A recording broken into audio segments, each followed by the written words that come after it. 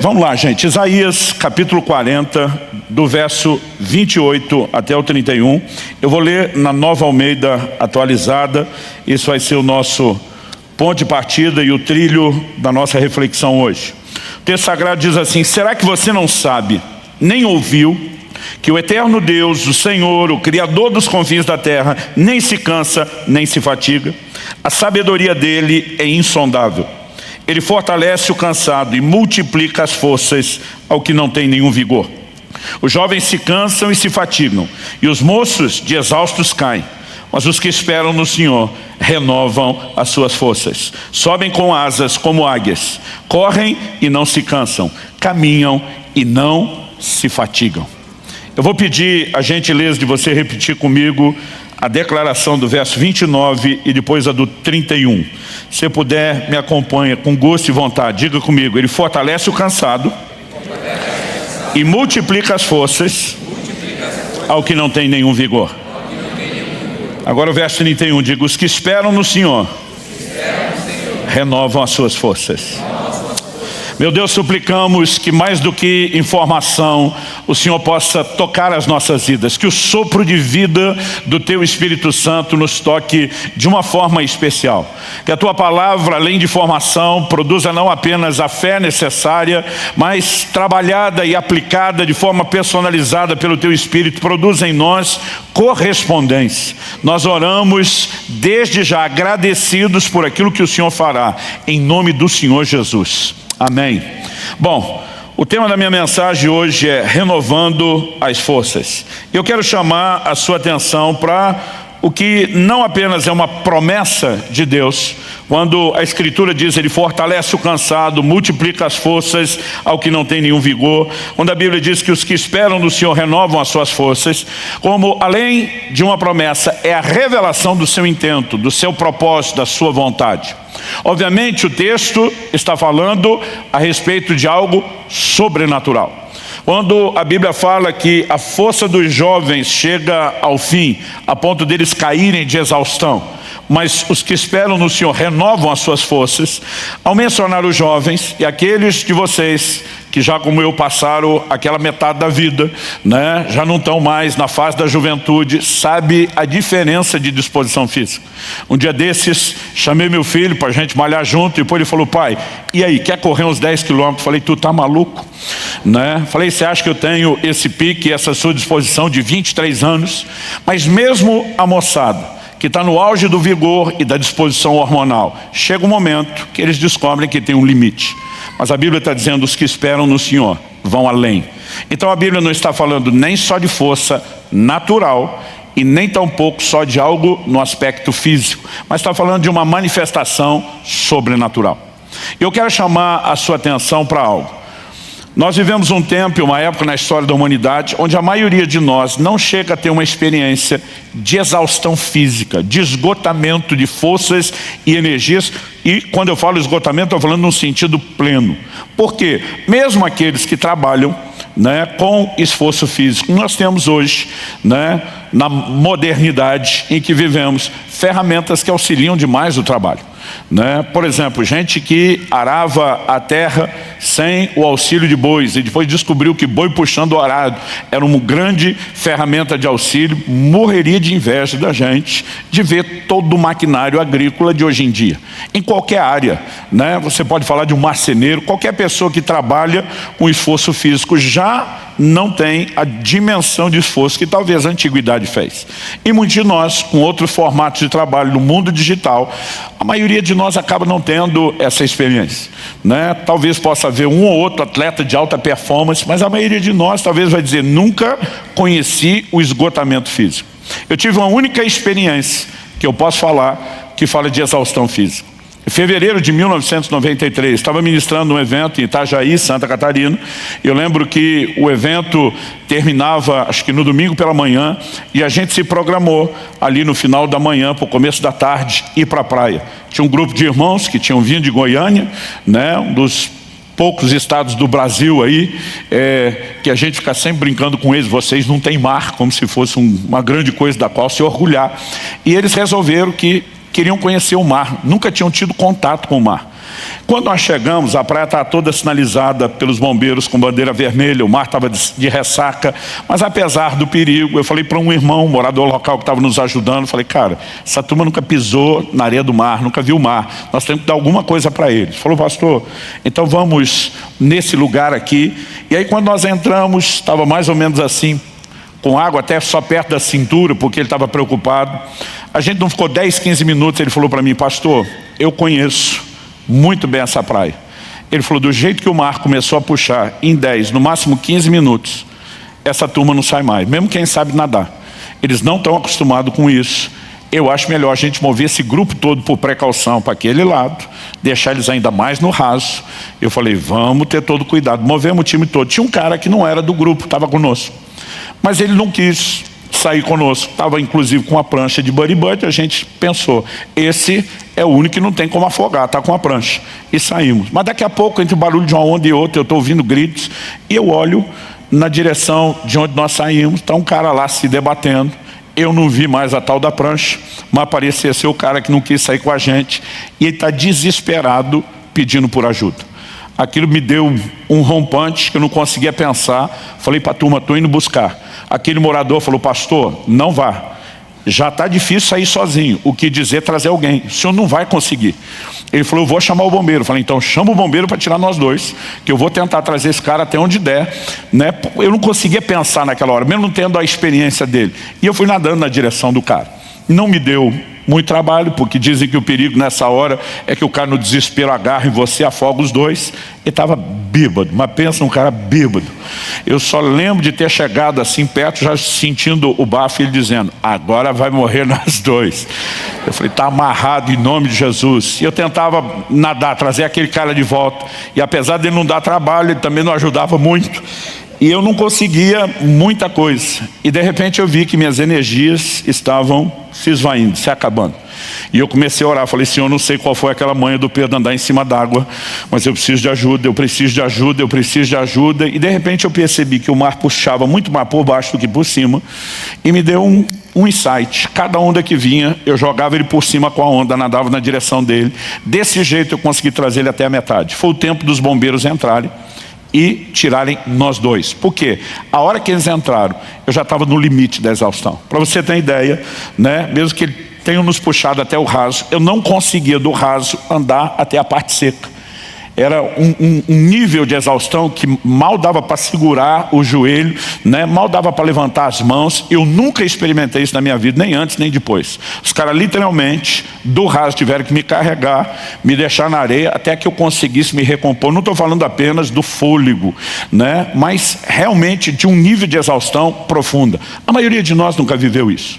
Mas mesmo uma experiência como essa, você resolve com uma noite de sono. Quando você tem um nível de exaustão muscular, talvez alguns dias de reparação do tecido muscular, mas o descanso resolve. Agora, quando a Bíblia está falando de Deus que dá força ao cansado, o foco, particularmente eu acredito que não tem a ver com a questão física, mas principalmente com o que eu quero denominar aqui de cansaço interior. Esse é o primeiro ponto que eu quero destacar. Existe um cansaço que é interior, não é exterior. Ele não é físico. Então, por exemplo, em Isaías no capítulo 35, nos versículos 3 e 4, a Bíblia diz, fortaleçam as mãos frouxas e firmem os joelhos vacilantes. Digam aos desalentados de coração, sejam fortes, não tenham medo. Eis aí está o Deus de vocês, a vingança vem, a retribuição de Deus, Ele vem para salvar vocês. Apesar de usar um exemplo de exaustão física, tipo aquele estado que eu estava de não conseguir sair da praia, joelho trôpego, mão frouxa, você mal consegue levantar os braços, não firma mais os joelhos. O texto na sequência diz, digam aos desalentados de coração. Ou seja, ele usa o exemplo de exaustão física, mas para falar de um cansaço interior. Além do texto de Isaías, nós temos declarações como a do profeta Jeremias. Em Jeremias 31, 25, falando da parte de Deus, o profeta diz assim, porque satisfarei a alma cansada e saciarei toda a alma desfalecida. Ele fala de uma alma cansada e de uma alma desfalecida. Ou seja, o cansaço de alma, um desfalecimento interior é o que está em questão. Essa linguagem também é usada no Novo Testamento. Em Mateus 11, 28, Jesus diz, venham a mim, todos vocês estão cansados e sobrecarregados, e eu os aliviarei. Que cansaço é esse? No verso 29, o seguinte, Jesus diz: tomem sobre vocês o meu jugo e aprendam de mim, porque eu sou manso e humilde de coração, e vocês acharão descanso para a sua alma. E diz: vem a mim o cansado, e ele vai encontrar descanso para a sua alma. Então ele está falando de um cansaço de alma interior. Em Hebreus, no capítulo 12 e no versículo 3, a Bíblia diz assim: para que não vos fatigueis desmaiando em vossa alma. Essa expressão, ou a palavra empregada no original grego, traduzida como fatigueis, é a palavra kamno. Ela significa tornar-se ou estar exausto. Está falando assim de fadiga no mais profundo nível. E depois, quando ele diz desmaiando em vossa alma, a expressão traduzida desmaiando, eclu, significa estar enfraquecido até exaustão, tornar-se fraco, estar cansado. Era usado também no sentido metafórico para falar de desanimar ou perder a esperança. Então fala de pessoas que podem chegar a esse ponto, né, de uma profunda exaustão da alma, cansaço interior. Acredito que há muitas razões pela qual isso que às vezes eu e você chamamos de desânimo, de desmotivação, de abatimento se manifeste. No contexto específico de Hebreus capítulo 12, que ele fala de não se fatigar desmaiando da alma, ele está falando da luta contra o pecado. Eu e você travamos batalhas com a nossa própria carnalidade. Mas nós olhamos outros desenhos nas Escrituras e podemos incluir, né, circunstâncias contra as quais estamos lutando e que geram desgaste. Mas nem sempre o cansaço tem a ver apenas com dificuldades que passamos, com coisas ruins que não aconteceram. Às vezes esse cansaço interior vem do fato de que as coisas boas que esperamos ainda não aconteceram. Mesmo que não seja necessariamente algo ruim acontecendo, a espera, o livro de Provérbios diz que a esperança adiada, ela entristece o coração.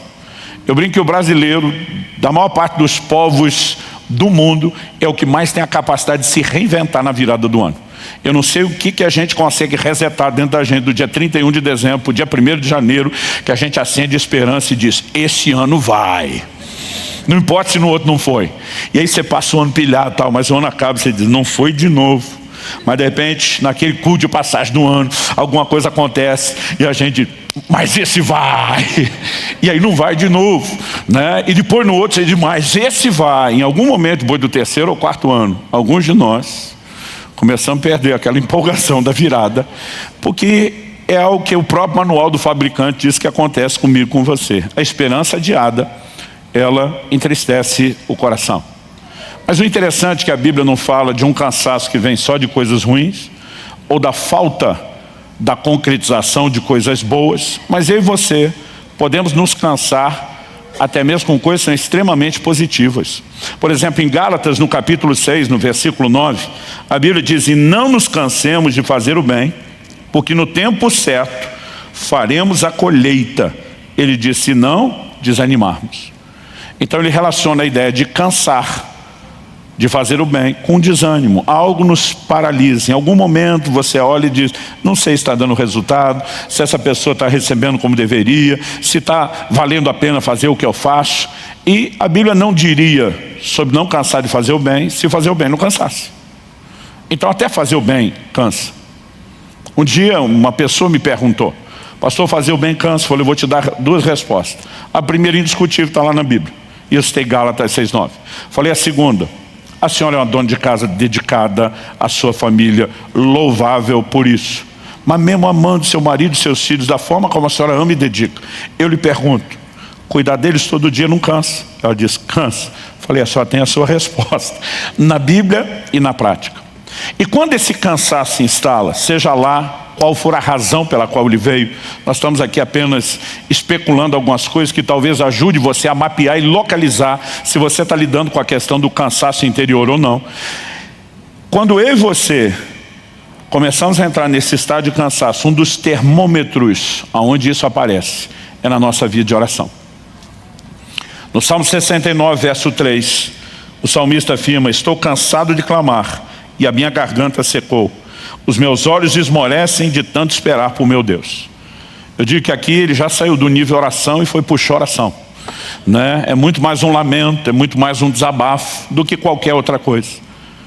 Se isso não fosse verdade, de que o cansaço parece se manifestar e paralisar até a nossa vida de oração, porque em Lucas 18:1, a Bíblia diz que Jesus teria contado uma parábola sobre o dever de orar sempre e nunca desanimar. De alguma forma esse desânimo contagia a vida de oração e a gente começa a perceber não só a indisposição, talvez de fazer o bem, de lutar contra uma circunstância ou contra a questão do pecado, mas até mesmo de orar. E é quando nesse outro terreno a coisa começa a se manifestar que eu e você podemos ter problemas maiores. Porque pelo menos esse aspecto da oração é o ponto onde a gente podia mudar e reverter o quadro. E eu quero chamar a sua atenção para o fato de que Deus fez uma promessa. Ele fortalece o cansado. Ele multiplica as forças ao que não tem nenhum vigor. É a sua palavra e Ele é fiel àquilo que Ele falou. Pastor, então é só eu estar cansado que Deus vai agir? Não. A Bíblia diz que os que esperam no Senhor renovarão as suas forças. Então, Deus está dizendo o seguinte: Ele se revela como o eterno, o Criador dos confins da terra, o Senhor que não se cansa e nem se fadiga. E esse Deus que não se cansa, que não conhece o que é cansaço, porque é um ser absoluto, completo, onipotente, Ele diz: eu quero usar o que eu tenho, que é essa força que nunca se cansa, para estender a você que não tem o que eu tenho, a força que te faz superar o seu cansaço, inclusive o seu interior. Mas de alguma forma esse posicionamento de esperar, de depender de Deus, é que pode nos conectar com uma provisão, repito, sobrenatural. Estou falando de algo que é maior do que mera motivação ou encorajamento emocional. E nós precisamos aprender a conectar com Deus. Quando experimentamos sua intervenção, e essa é a segunda coisa que eu vou destacar, a primeira foi enfatizar o cansaço interior, eu e você podemos viver dois níveis distintos de experiência com Deus, no que diz respeito à forma como Deus nos fortalece quando estamos cansados. A primeira delas, eu definiria como aquela quando o Senhor vem a nós. A segunda, eu definiria como aquela que nós temos que ir a Deus. E não importa a dinâmica, se o Senhor está vindo ao nosso encontro, se nós decidimos ir ao dele, são dois formatos reconhecidamente bíblicos através do qual Deus se manifesta e intervém na nossa vida.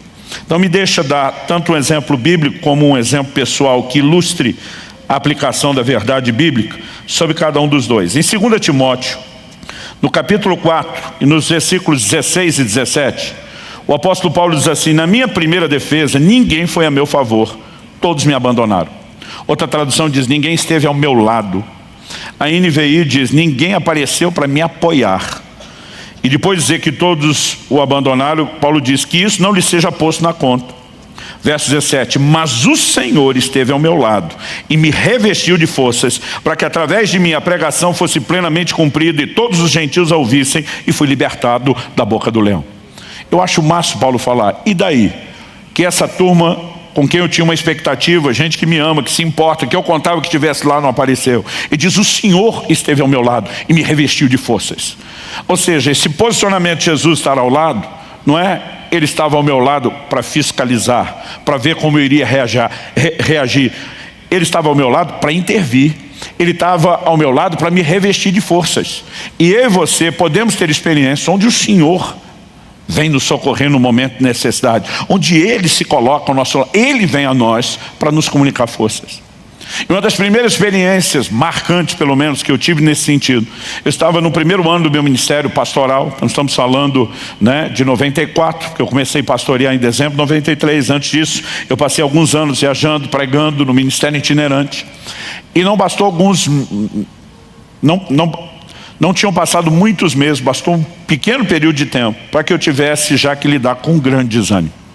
Foi uma somatória de circunstâncias, lutas e desafios pessoais, que envolvia inclusive o recentemente ter deixado a casa dos pais, morar no estado e num lugar longe, numa época que a comunicação era complicadíssima e dificílima, né? Some-se a isso outros problemas e crises que eu mesmo vim enfrentando, os desafios de um ministério pastoral que era diferente de quem vivia no itinerante, só de conferência de avivamento em conferência de avivamento. Agora ajudar os crentes a lidar com os problemas, você ter a realidade do dia a dia, de gente que você investe e não corresponde, aquilo tudo foi somando. E eu lembro de uma manhã que eu acordei para lá de desanimado. Eu lembro que uma das primeiras coisas que eu falei para Deus quando acordei foi a seguinte: falei, a tua palavra diz que o Senhor está conosco todos os dias até a consumação do século. E eu sei que a tua palavra é que é a verdade e não o meu sentimento. Mas deixa eu ser honesto com o Senhor a respeito de como eu estou me sentindo. Já aprendi há muito tempo a ser honesto com Deus. Até porque mesmo que você não seja, Ele sabe como você está, né? Então eu falei para Ele, a sensação que eu tenho é que o Senhor me jogou nessa cidade, trancou a porta por fora, engoliu a chave, se mandou e me largou aqui sozinho. E não tem nem como fugir daqui. E eu falei para Deus, o sentimento é de abandono. Falei, eu sei que isso não é verdade, mas eu não estou conseguindo alinhar a minha emoção com a verdade da palavra e quero ser honesto. Levantei, fui para uma reunião de oração que a gente tinha logo cedo. De lá comecei os atendimentos, né, que tínhamos agendados aí o tempo todo. Um pedaço do almoço, começo da tarde livre. Fiz um monte de visita, voltei para os atendimentos, emendei para um culto à noite. Depois do culto, tínhamos uma situação difícil para resolver. E eu gastei horas numa reunião de conciliação familiar. Eu lembro que eu cheguei em casa, era depois de 1h30 da manhã. Antes de 2, mas jamais de 1h30. Cheguei tarde, cansado. Pelo menos aquele dia corrido me distraiu, não me deixou lembrar do sentimento. Mas eu lembro que a hora que eu estacionei o carro, estacionamento ficava atrás de um prédio que eu morava. A hora que eu desliguei o carro, eu percebi, no instante que eu desliguei o carro, que a luz que normalmente acendia automaticamente à noite ali no estacionamento, provavelmente estava queimada com algum problema, estava tudo muito escuro. Tão escuro a ponto de, naquela época você não fechava carro no controle, era na chave, né? A ponto de eu ter dificuldade de localizar ali a fechadura para conseguir, enquanto naquela missão no escuro tentando fechar o carro com a chave, uma voz rouca e cavernosa ressoa atrás de mim: você está cansado. Eu já ia virar repreendendo o Satanás. Depois eu levei em consideração a segunda possibilidade: quem vive aprontando com os outros sempre fica meio que de prontidão com o que podem fazer com ele. A Bíblia diz que quem semeia vento colhe tempestade. Naquele momento eu dei primeiro uma olhada, falei, antes de eu dar motivo para depois ainda tirar com a minha cara, olhei para a janela do prédio onde morava, se não era outro amigo, a voz não era dele, né? Enquanto eu estou ali procurando, sai um irmão das trevas, do canto mais escuro, rindo. Era um irmão da igreja que usava o mesmo estacionamento. Falei, pastor, desculpa, eu não resisti. Eu vejo que vocês estão sempre aprontando com o outro. Vocês, era principalmente eu e o pastor Luiz Gomes, que ministrou aqui no Sobrenatural. Nós dividimos um apartamento quando solteiro. E eu só pensando, miserável, você me paga, vai ter troco, né? Eu por fora sorrindo, cara de paisagem, por dentro assim, a maldade já programando o que é que eu podia fazer de volta. E eu acho que distraído com aquilo, eu não tinha percebido o tamanho do susto que eu levei. Na hora de subir a escada, e era um andar só, o apartamento que eu morava era um andar de cima só. Eu percebi o tamanho do susto, que as pernas estavam mole. Estava difícil subir a escada, eu só pensando, vai ter troco. Mas ao mesmo tempo que eu planejava a minha vingança, eu estou nessa, não quero que me peguem de novo. Então entrei com muito cuidado na casa, dei uma boa olhada, né? Eu lembro que quando passei, vi a porta do quarto do Luiz fechado, pensei, já deve estar dormindo, mas por precaução, a hora que eu entrei, fechei a minha. Eu tinha um dispositivo de segurança, depois que eu trancava aquele quarto, ninguém entrava. Mesmo assim, por precaução, olhei embaixo da cama, nada, abri o guarda-roupa, eu sei que você vai ficar tentando imaginar tudo que a gente aprontava um com o outro, coisa de moleque mesmo. Quando eu tinha certeza que não tinha mais ninguém para me dar um susto, fui para a cama dormir. E gente, eu calculo que deve ter sido de 2 a 3 minutos só. Porque eu lembro que foi o tempo de eu deitar do lado direito, senti que não acomodou, virei de costa a nada, virei para o lado esquerdo, para o lado da parede. A hora que eu virei para o lado da parede, uma mão me pegou no ombro. Depois de toda aquela checagem, que não tem ninguém, sabendo que não tem ninguém como entrar. Aí alguém me perguntou outro dia, pastor, o senhor assustou? Falei, não, eu acho que não tinha mais adrenalina, tudo já tinha saído lá embaixo. Não tinha mais nem como assustar. Segundo, o toque não era hostil. Sabe, tipo quando você encontra alguém que primeiro você dá uma batidinha no ombro, depois segura firme, o toque era gentil. E eu ouvi uma das vozes mais doces e belas da minha vida. E até hoje isso me emociona. A voz disse assim: você não está sozinho. E a hora que falou foi como se fosse um filme. Eu de manhã dizendo: o Senhor me largou nessa cidade, me abandonou, eu estou me sentindo sozinho. E naquele momento, eu não consigo te descrever o quão real era a presença do Senhor ao lado da cama. Tudo que eu conseguia era chorar, cheio do Espírito, orar em outras línguas. Eu fiquei com muito medo. Não era um medo ruim, é difícil explicar isso, mas era um temor. Era uma coisa boa, mas um temor de olhar, né? Eu gastei um tempo ali chorando. Eu sentia que aquela presença continuava ali. Eu criei muita coragem para dar uma espiadinha. Não via ninguém ao lado da cama, mas eu sentia aquela presença tão forte. E eu não consigo te descrever o quanto aquele toque me turbinou. Até hoje, tem dias quando começa a bater o cansaço e eu lembro da experiência, a lembrança já me dá outro gás. Parece que eu agarrei no trifásico. Você não está sozinho. Essa talvez seja uma das minhas versões na vida pessoal para dizer o que Paulo falou: o Senhor esteve ao meu lado, Ele me fortaleceu. Eu tenho certeza que aquele dia não era nenhum anjo do lado da cama, era o Senhor que estava ali me tocando, ministrando. Muitas vezes Ele virá ao nosso encontro, Ele vai comunicar o que não tem explicação, né? Não estou falando de alguém que me motivou. Eu recebi uma descarga, aquilo tocou meu corpo, tocou minha alma, tocou meu espírito. Eu fui revestido de Deus de uma maneira sobrenatural. Isso, embora tenha sido extraordinário, me gerou uma expectativa que eu diria desequilibrada. Por quê? A partir daquele dia eu imaginava, sempre que estiver precisando, o gás vai vir desse jeito. Mas nunca rolou outra dessa. Na verdade, não demorou muito tempo para eu descobrir que esse não é o único formato de Deus nos fortalecer. Há momentos onde Ele vem a nós. Há momentos onde Ele espera que nós possamos ir a Ele. Em 1 Samuel, no capítulo 30, eu vou dar outro exemplo bíblico e depois de novo quero compartilhar um exemplo pessoal que ilustre a aplicação. 1 Samuel capítulo 30, a Bíblia diz que Davi e os seus homens chegam em Ziclag, cidade dos filisteus, onde eles haviam se estabelecido enquanto fugiam de Saul. E a Bíblia diz que ao chegarem, descobriram a cidade destruída, queimada pelos amalequitas. Descobriram que mulheres e crianças tinham sido levadas cativos junto com todo o gado. A Bíblia diz que Davi e os seus homens, verso 4 diz assim: então Davi e o povo que estava com ele ergueram a voz e choraram, até não terem mais forças para chorar. Aqui, gente, não é que eles não tinham força para reagir, eles não tinham força para continuar chorando. Você consegue imaginar o nível de abatimento dessa turma? E a situação que parecia não poder piorar, deu sinais de que pioraria. Anos atrás eu ouvi uma frase que nunca saiu da minha cabeça. Foi uma pessoa dizendo: quando eu achei que tinha chegado no fundo do poço, descobri que o fundo do poço tinha porão, dava para piorar. O verso 6 diz assim: Davi ficou muito angustiado, não só pelo que aconteceu, a Bíblia diz, pois o povo falava de apedrejá-lo, porque todos estavam amargurados, cada um por causa de seus filhos e suas filhas. O texto diz assim: mas Davi se reanimou no Senhor seu Deus.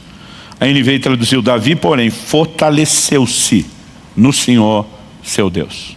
No momento em que não tinha força nem para chorar, a Bíblia não fala do Senhor se colocando ao lado de Davi, como fez com Paulo. Mas Davi naquele momento disse: se eu não correr para Deus, o que já está feio vai piorar. E a Bíblia diz que ele toma uma decisão, ele se fortaleceu no Senhor seu Deus. Ele não apenas encontra forças para lutar, a história mostra que ele consegue animar os seus homens, eles saem no encalço dos amalequitas, não apenas numa missão de vingança, eles resgatam tudo e todos que se perderam. A história termina com uma intervenção de Deus, mas foi necessário alguém decidir ir ao encontro do Senhor e dizer: eu vou encontrar forças para lutar. E essa segunda forma de Deus agir, a experiência que para mim ficou mais clara em termos da didática, do aprendizado, né, de que não só ela é importante, mas é um dos formatos que Deus usa, aconteceu no parto do Israel, nosso primeiro filho. Um tempo antes, um dia eu estava orando e o Espírito Santo falou comigo, né, ora e jejua, você vai experimentar uma grande batalha na hora do parto. Eu, quando falo sobre jejum, principalmente, eu conto sobre isso. Eu passei 6 dias em jejum, orando, intercedendo pelo meu filho. E eu só encerrei o jejum quando eu tive um testemunho interior de vitória. Aquela sensação: essa batalha está ganha, essa batalha foi vencida. Mas Deus não me disse: ore e jejua para não ter a guerra na hora do parto. Ele diz: ore e jejua porque você vai ter a guerra. E quando veio aquele testemunho de venci, eu não entendi que quando a guerra chegasse ela estava ganha. Eu só entendi, não vai ter mais. Mas no dia do parto, houve a tal da complicação. Palavra dos próprios médicos estavam lá, meu filho só sobreviveu por um milagre. Mas naquele momento, e quando eu cheguei para a hora do parto com a Kelly, ela estava com um quadro de hemorragia assustador. Só enquanto ela entrou no quarto, eu ajudei, né, ela ir para o banheiro, colocar as roupas, porque já iria para o cirúrgico. Nessa saída da troca de roupa, era tanto sangue no chão. Eu lembro quando o médico entrou e ele olhou e falou, de quem é esse sangue todo? Eu falei, é dela. Tipo, não fui eu. E ele passou a mão no telefone. Eu estava assustado, mas eu estou pensando, eu não tenho experiência. Mas ele era um dos médicos experientes da cidade, né? Um grande obstetra. Quando ele viu aquilo, ele passou a mão no telefone na hora e disse, reúne a equipe inteira agora no cirúrgico. Eu lembro dele falando assim, emergência emergencial. E quando ele enfatizou que a emergência era emergencial, eu pensei, se ele está assustado, eu acho que eu devia estar mais. Eu tive que ajudar a botar aquele na maca, levá-la para o cirúrgico, né? E eles me pediram para esperar do lado de fora, porque eu tinha combinado que eu assistiria o parto, embora a maioria dos maridos não assiste o parto. Ele fica de costas para a cena do crime, e a mulher, além de dar luz à criança, tem que ficar consolando o marido. Vai dar tudo certo, meu amor, vai dar tudo certo. Porque os homens são dessa fibra enorme nessa hora. Mas naquele dia, e ele falou, aguarda lá, você só entra na hora que tiver tudo pronto aqui, finalmente nós vamos te chamar. E eu lembro que do lado de fora, eu nunca senti um desânimo e um abatimento tão grande. É quase como se eu acreditasse que eu tinha perdido a batalha. É quase como se eu entendesse, não, se isso aconteceu, eu não garanti nenhum resultado. Em vez de entender que naquele dia eu não evitei, mas eu ganhei a batalha, um desânimo se instalou que eu não consigo te definir. E foi naquele momento que eu estava esperando que alguma mão me tocasse no ombro. Que talvez pelo menos um anjo viesse do céu fazer um cafuné na minha cabeça. Vai dar tudo certo, gordinho, fica firme aí, né? Nada disso rolou. A sensação que eu tinha é que Deus não estava por perto, que Ele não veio ao meu encontro. Mas naquele momento, de alguma forma, eu senti o próprio Deus me provocando. Que a semelhança de Davi, eu tinha que me fortalecer em Deus. E eu fiz uma escolha, eu vou entrar nesse lugar. Eu vou buscar essas forças. E eu fui turbinado de uma forma sobrenatural. Eu não apenas consegui romper aquela apatia interior, algo acendeu dentro de mim quando eu tive aquele posicionamento de fé. Eu enlouqueci, eu tive um surto de fé. Foi uma coisa assim, além da minha capacidade de explicação. E ali eu me levantei, eu comecei a declarar a palavra de Deus, eu comecei a profetizar o milagre, a intervenção que aconteceria. Quando finalmente eles me chamaram para o centro cirúrgico. Não foi minha mulher que teve segurado na minha mão e dizer, vai estar tudo certo. Eu entrei, segurei a mão dela, olhei bem no olho dela, falei para ela, falei, Kelly, presta atenção, vai dar tudo certo. Ela falou, eu sei. Falei, você acha que sabe? Quem sabe sou eu. E se você sabe, você não sabe o tanto que eu sei. Vai dar tudo certo, o Senhor está conosco. Eu virei um leão. E depois, quando simplesmente todo mundo estava dizendo, o milagre aconteceu, a sensação depois, não antes, era, eu sabia. Adiante daquele posicionamento era, cadê você, Deus? Aonde o Senhor foi parar? Agora, o que eu entendi a partir daquela dinâmica, e vendo textos como esse que eu estou dando, que nem sempre a dinâmica de fortalecimento é a mesma. Há momentos onde a Bíblia, aliás, a maior parte do tempo, a Bíblia nos ordena a ir ao Senhor. Não manda a gente esperar de forma passiva que Ele vem. Então me deixe ler alguns textos. Efésios capítulo 3, verso 16. Para que segundo a riqueza da sua glória vos conceda que sejais fortalecidos com poder mediante o seu espírito no homem interior. No mesmo lugar onde o cansaço se manifesta, do lado de dentro, interior, é onde o revestimento de poder quer se manifestar. Efésios 6,10 diz, quanto ao mais, sede fortalecidos no Senhor e na força do seu poder. A maior parte das versões traz isso no imperativo, fortalecei-vos no Senhor e na força do seu poder. É você que vai lá buscar as forças em Deus. Colossenses capítulo 1, verso 11. Sendo fortalecidos com todo o poder, segundo a força da sua glória. A verdade é que a maioria das circunstâncias, eu e você vamos descobrir que nós estamos numa espécie de batalha de improviso. A gente não se sente pronto para ela, nem em situações como a minha, quando Deus ainda avisou que haveria uma batalha. De alguma forma a gente parece criar uma fantasia e dizer, não vai ser bem assim. E a sensação muitas vezes que a gente é pego de surpresa, de improviso.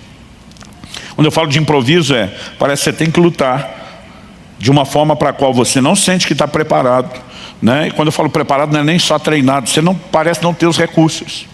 Isso sempre me faz lembrar de uma declaração de Deus que está lá no livro do profeta Joel, no capítulo 3, versículos 9 e 10.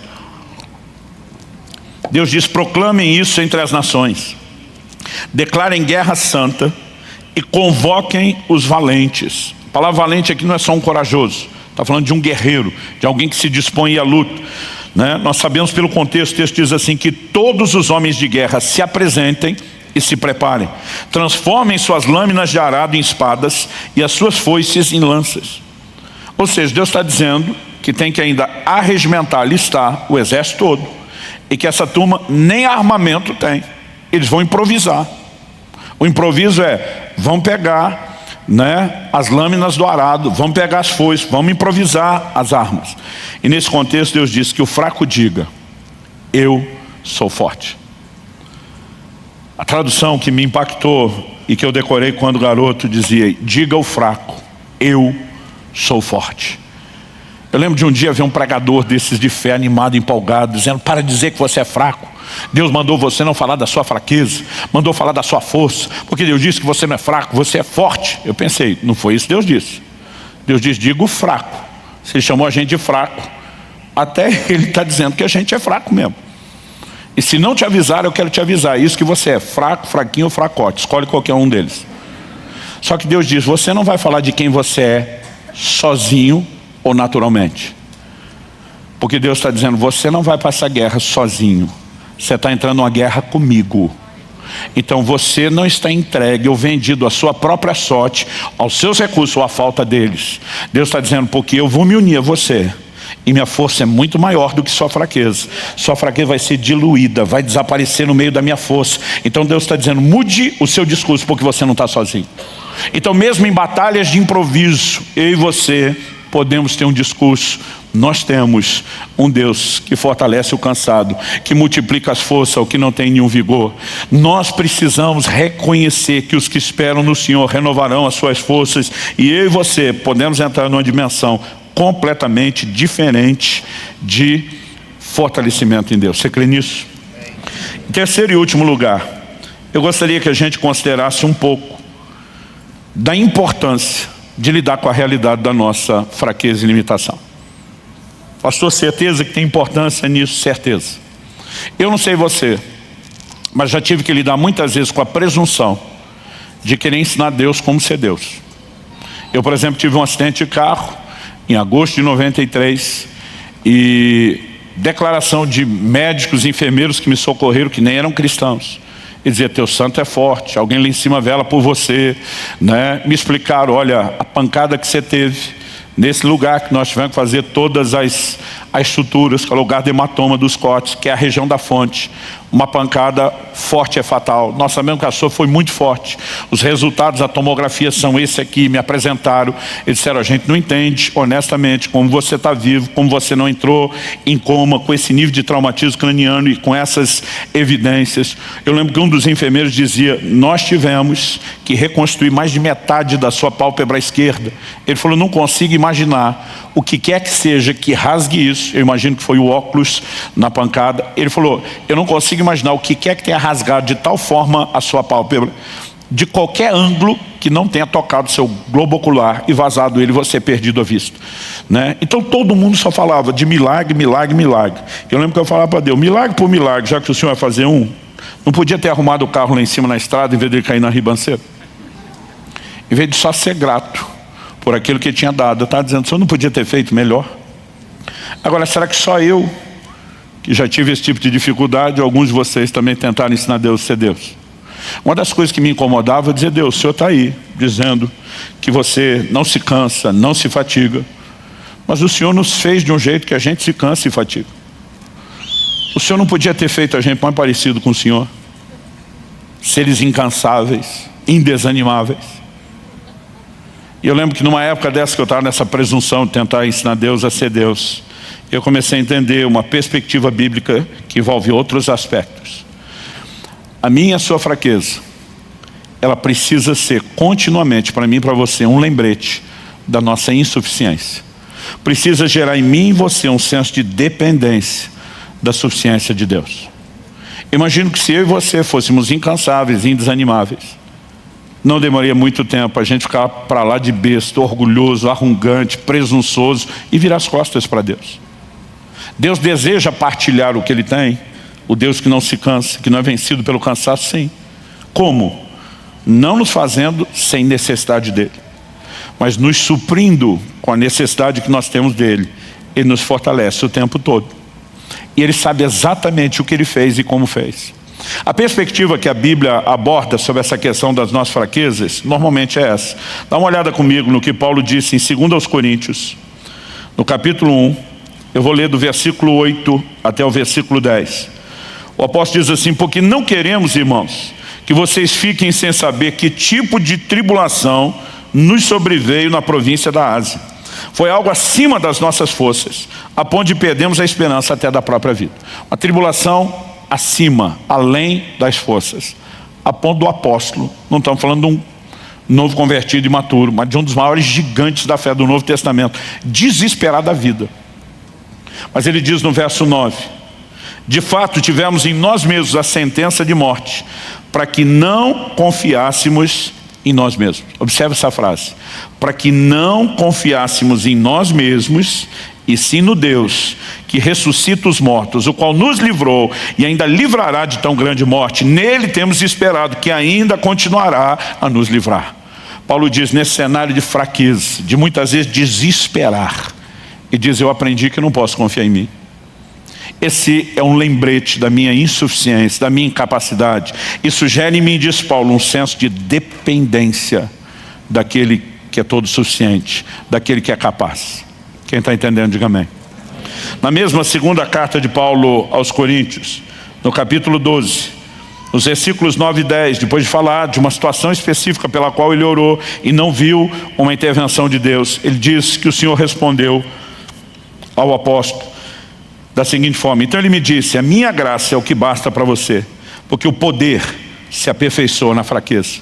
Outras traduções dizem, o meu poder se aperfeiçoa na fraqueza.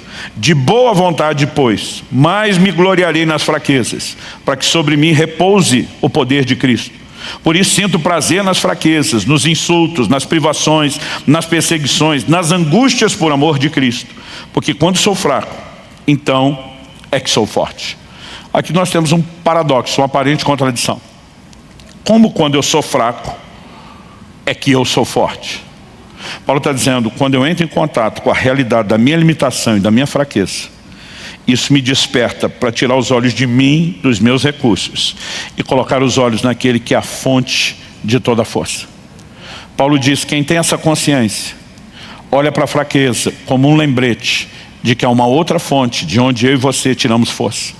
A gente entende que a graça dele, que é força capacitadora, nos basta, que o poder dele se aperfeiçoa na fraqueza. Em momentos quando eu e você temos que lidar com fraqueza, ele fala do contexto de coisas que geram desânimo. Ele diz, eu sei que sobre mim vai repousar o poder, haverá uma intervenção sobrenatural. Quem está entendendo, diga amém. Então, em momentos como esse, eu e você precisamos saber para onde correr. Capítulo 40 de Isaías, que é o texto que nós lemos, ele diz, não apenas que os que esperam no Senhor renovam as suas forças, mas uma das afirmações que o texto faz, e eu particularmente gosto muito, ele diz, sobem com asas como águias. Depois ele vai dizer, correm e não se cansam, caminham e não se fatigam. Aqui tem o contraste dos jovens que se cansam, os moços que chegam à exaustão. E depois ele vai dizer, os que esperam no Senhor correm e não se cansam, caminham e não se fatigam. Mas no meio ele diz, sobem com asas como águias. Essa ilustração, para mim, ela é algo que me empolga e me empolga demais. Eu e você talvez possamos não perceber de imediato qual é a alegoria usada, porque no contexto aqui, né, da nossa fauna, da biologia, não só do continente, do país, da nação brasileira, mas pelo menos da época que nós vivemos, nós não temos acesso às águias. Mas vamos falar de outras aves que usam da mesma sabedoria. Porque está falando das águias que elas conseguem subir, né? Como normalmente as águias alcançam as maiores alturas. você raramente vê ela batendo as asas, se esforçando. Ela normalmente abre as asas, não apenas para planar, mas ela pega as correntes de vento. Essa é a razão pela qual muitas vezes essas aves estão subindo, rodando em ciclos, porque elas pegam o lugar da corrente ascendente e elas usam uma força que não é delas para alçarem maiores alturas. Mas no contexto aqui do Brasil, a gente pode trocar a águia pelo urubu. Eu não sei porque todo mundo ri, o pobre do urubu nem de longe tem a mesma moral que a águia. Mas o princípio é o mesmo. Normalmente você vê aqueles urubus rodando, eles não estão apenas circulando, e normalmente o movimento circular não é descendente, é ascendente. Eles estão pegando as correntes de ar para lá de cima, está procurando o que é que vão comer, mas eles se aproveitam da força do vento para não alçarem as alturas na sua própria força. A Bíblia diz que quando Deus renova a minha e as suas forças, eu e você também seremos alçados não pelo nosso esforço, mas não também por um vento natural. Eu creio que isso é uma alegoria do vento do Espírito, do sopro, da manifestação do poder de Deus que nos move e nos leva a um lugar onde eu e você não chegaríamos com a nossa própria força. Hebreus 11:34 fala de alguns que da fraqueza tiraram forças. E quando ele diz que pela fé eles da fraqueza tiraram força, não está dizendo que a fonte de força é a fraqueza. A fé fez com que eles conectassem a fonte de força que é Deus. E num contexto de fraqueza, eles conseguiram ter um lembrete. Essa fraqueza só testemunha nossa insuficiência. Nós temos que correr para aquele que é suficiente para Deus. E pela fé eles acessaram os recursos daquele que dá força ao cansado e multiplica as forças ao que não tem nenhum vigor. Quando eu e você esperamos no Senhor, e essa ideia de esperar fala de um posicionamento de confiança e também de dependência, eu e você podemos acessar forças sobrenaturais. Quem está entendendo, diga amém. Então, para concluir, quando reconhecemos que são os que esperam no Senhor, que renovam as suas forças, precisamos entender como essa dependência em termos práticos funciona. A Bíblia fala de alguns usando fé, mas como exatamente isso funciona? Eu tenho entendido que uma das coisas que eu e você precisamos é crer em Deus a despeito das circunstâncias. A Bíblia fala que quando a vida dos dois, daquele casal, começou a desmoronar em todas as áreas, a mulher de Jó tem um comportamento e Jó tem outro completamente diferente. Tem gente que culpa as circunstâncias por aquilo que ele está vivendo. Mas a verdade é que diante das mesmas circunstâncias, pessoas que vivem exatamente no mesmo contexto podem ter reações muito diferentes.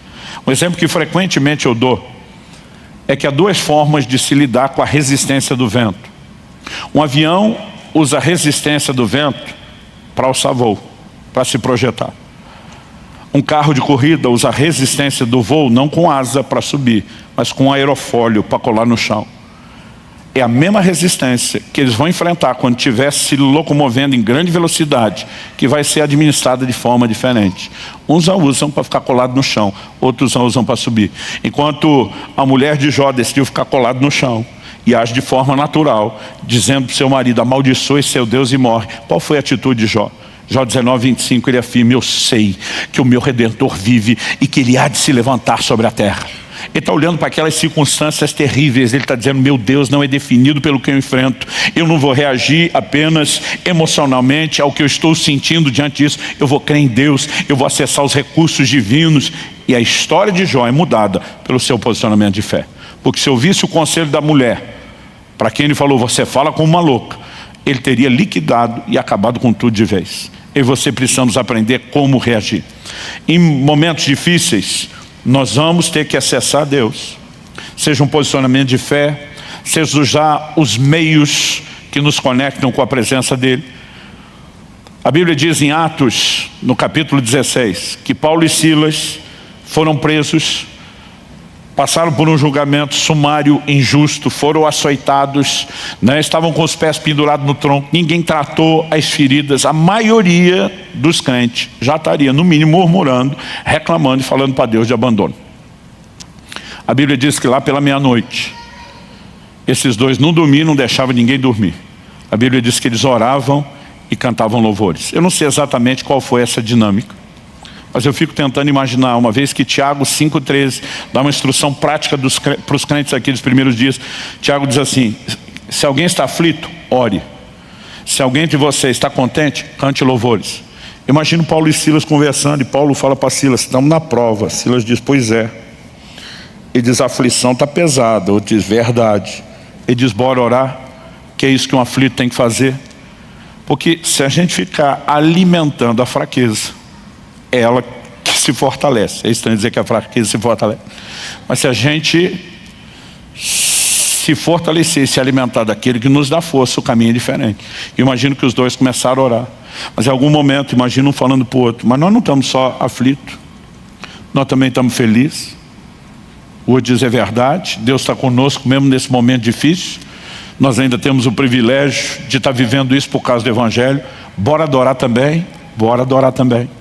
Eu vi um pastor uma vez apresentar a teoria, eu ri muito, sabia que ele estava brincando, mas isso me fez lidar com a coisa de uma forma mais divertida. Ele disse que quando os dois começaram a cantar, isso explica porque houve o terremoto naquela cadeia. Porque a Bíblia diz que os céus são o trono do Senhor, mas que a terra é o estrado dos seus pés. E diz que à medida que aquele louvor foi subindo, Deus foi entrando no ritmo da música e começou a bater o pezinho dele. E à medida que ele foi batendo o pezinho no compasso da música, o pezinho ou pezão dele, que a terra é o estrado dos seus pés, começou a produzir aquele terremoto. A gente se divertiu com a brincadeira, mas a verdade é que quando eu e você decidimos nos conectar em Deus, e oração, adoração, toda a devoção ainda são meios para isso, nós podemos mudar completamente as circunstâncias. Podemos experimentar intervenções da parte de Deus. Quem está entendendo, diga amém. Mas algo que eu sempre digo para quem está vivendo um momento de cansaço: aprenda a receber, não só diretamente de Deus quando Ele te toca, não só diretamente de Deus quando você foi a Ele, como Paulo e Silas foram, mas muitas vezes o mesmo Paulo vai falar de uma força e um socorro que Deus manifestou através de pessoas. E a gente precisa saber receber de Deus através de outros. E segundo aos Coríntios, no capítulo 7, nos versículos 5 e 6, particularmente eu creio que aqui Paulo está falando do que aconteceu lá em Filipos, quando eles foram presos. Ele diz, porque quando chegamos a Macedônia, e a cidade de Filipos era parte da Macedônia, não tivemos nenhum alívio. Pelo contrário, em tudo fomos atribulados. Lutas por fora, temores por dentro. Não bastasse o perrengue do lado de fora, ele diz, ainda tinha que lidar com os sentimentos, os temores do lado de dentro. Mas ele diz assim, porém Deus, que consola os abatidos. Diga comigo, Deus, que consola os abatidos. Então Paulo diz, porém Deus, aí ele lembra uma característica de Deus, que consola os abatidos, nos consolou com a vinda de Tito. Quantas vezes na minha caminhada eu tive momentos de encontrar mensageiros de Deus, não demorava para reconhecer. Não apenas porque às vezes algum desses vinha e tocava o dedo na ferida, no ponto que eu não tinha conversado, mas o que liberava da parte de Deus não era mera palavra de ânimo ou encorajamento, era aquele tipo de conversa que comunicava uma graça sobrenatural, havia um fortalecimento, um encorajamento. Eu não sei você, mas tem hora, não é só quando eu estou ouvindo uma pregação, tem hora que eu estou conversando com alguém e alguma coisa começa a acontecer dentro de mim, e a vontade que eu tenho de dizer, eu vou voar. Eu vou voar. Algum negócio acende, parece eletrificar a fé dentro de mim, né? Agora, há momentos onde Deus vai enviar alguém para nos abençoar. Mas você já parou para pensar, e muitos de nós já tivemos essa experiência, você já parou para pensar que em outros momentos Deus quer usar você para fortalecer a outras pessoas? Isaías capítulo 50, verso 4 fala dessa outra dinâmica. Ele diz, o Senhor Deus me deu uma língua erudita para que eu saiba dizer boa palavra ao cansado. Boa palavra não é apenas uma boa explicação, não é só um bom conselho, não é só uma boa dose de encorajamento. É quando eu e você carregamos algo que não é nosso, é sobrenatural, comunica vida da parte de Deus.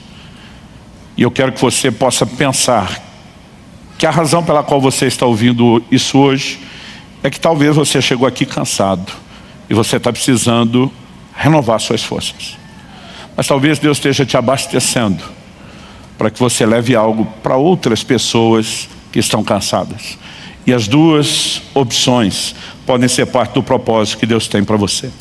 Eu queria que você ficasse em pé para parecer que está acabando.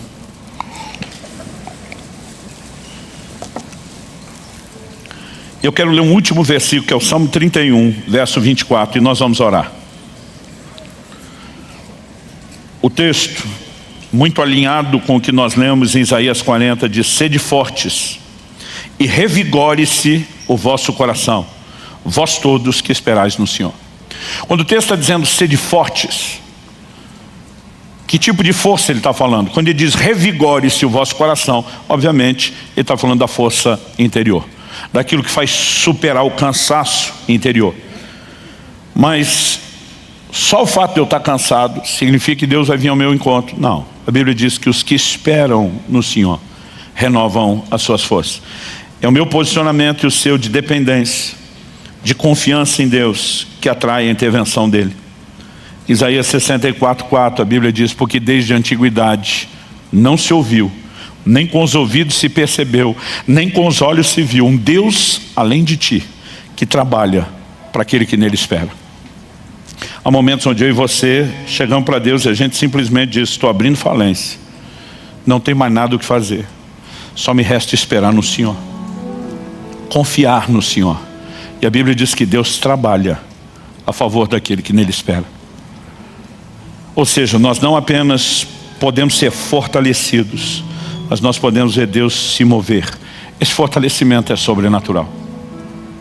Tem pessoas que vivem apenas de encorajamento humano, combustível emocional. Isso parece aqueles brinquedos de criança de antigamente, antes da época da pilha, que você tinha que dar corda. Alguém dessa época ou só eu? Ainda bem, obrigado. Aí você dava a corda, saía lá o brinquedinho, mas aí acabando a corda, ele ia diminuindo o movimento e parava. E se você quisesse vê-lo mexer, tinha que dar corda de novo. Tem gente que precisa que alguém dê corda nele todo dia. O que nós estamos falando é mais do que encorajamento emocional, e não estou dizendo que ele não tem a sua importância, mas nem de longe ele se compara com uma descarga do poder de Deus, com o vento do Espírito soprando debaixo das suas asas, te fazendo subir como águia. Aí a conversa é outra. Eu gostaria que nós tivéssemos alguns momentos, alguns minutos nesse momento final, onde nós pudéssemos orar não por protocolo de fim de reunião, mas onde a gente pudesse de fato se expor. Eu creio que você deve estar percebendo o que eu estou percebendo em todos os nossos 4 cultos. Há uma presença do Espírito de Deus nesse lugar. Há um toque divino à sua disposição. E nós podemos receber de Deus agora. Talvez você tenha a oportunidade de ter o Senhor vindo ao seu encontro e te tocando hoje. Talvez você tenha a oportunidade de entender: não, Ele está me chamando e quem vai a Ele sou eu. Talvez você precise ser fortalecido agora. Talvez Ele apenas esteja te preparando para algo que você vai enfrentar daqui a um tempo. Talvez Ele esteja te instruindo para te usar na vida de outras pessoas. Talvez seja a soma de tudo isso. Mas de qualquer forma, nenhum de nós tem uma desculpa a dizer: eu não preciso desse momento de oração. Eu quero que você não apenas peça: Espírito Santo, me ajude, me dirija na aplicação prática disso. Mas eu gostaria que você orasse dizendo: Senhor, eu quero o toque do Teu Espírito na minha vida. Eu quero a manifestação do Teu poder na minha vida. E fale com Deus do seu jeito, da sua maneira. Eu pedi para você ficar em pé por hábito. Você ora como você achar melhor, em pé, sentado, de joelho. Mas eu quero que nos próximos minutos você ore. Eu vou fazer uma oração por você, mas eu não quero você prestando atenção na minha oração. Faça a sua. Espírito Santo, a palavra foi comunicada. E nessa hora nós contamos com a ação do Senhor de uma forma única, singular, diferenciada. Vem sobre os meus irmãos e irmãs. Nós clamamos pelo Teu sopro de vida, aquele mesmo sopro registrado em Ezequiel no capítulo 37, que vivificou aquele vale de ossos secos e o transformou num grande exército. Pai, nós sabemos que o Senhor está arregimentando os seus soldados. Nós sabemos que o Senhor está levantando um exército que será vivificado pelo Teu Espírito. E eu oro por cada um neste lugar. Eu oro por cada um dos meus irmãos e irmãs. Eu oro pelo sopro do Teu Espírito. Que essas correntes de ar que no natural fazem com que a águia suba às alturas, que isso tenha o seu paralelo no sopro do Espírito, nos levando, ó Deus, a um lugar onde pelas nossas forças não chegaríamos. Nós oramos hoje que a mão do Senhor nos toque. Nós falamos a manifestação desses recursos sobrenaturais, daquilo que nos leva além do vigor dos jovens, além da força e da disposição física dos moços. Pai, nós oramos por esse santo combustível celestial. Mais do que encorajamento emocional, nós oramos por uma descarga de poder, nós oramos pela provisão do alto, nós oramos por renovação das forças, em nome de Jesus. Toca-nos, envolve-nos, permita-nos desfrutar não só do fortalecimento, mas da doçura da Tua presença.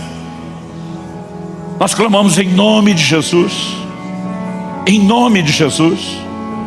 Fale com Deus, ore como se tudo dependesse desse momento de oração, se exponha a Ele.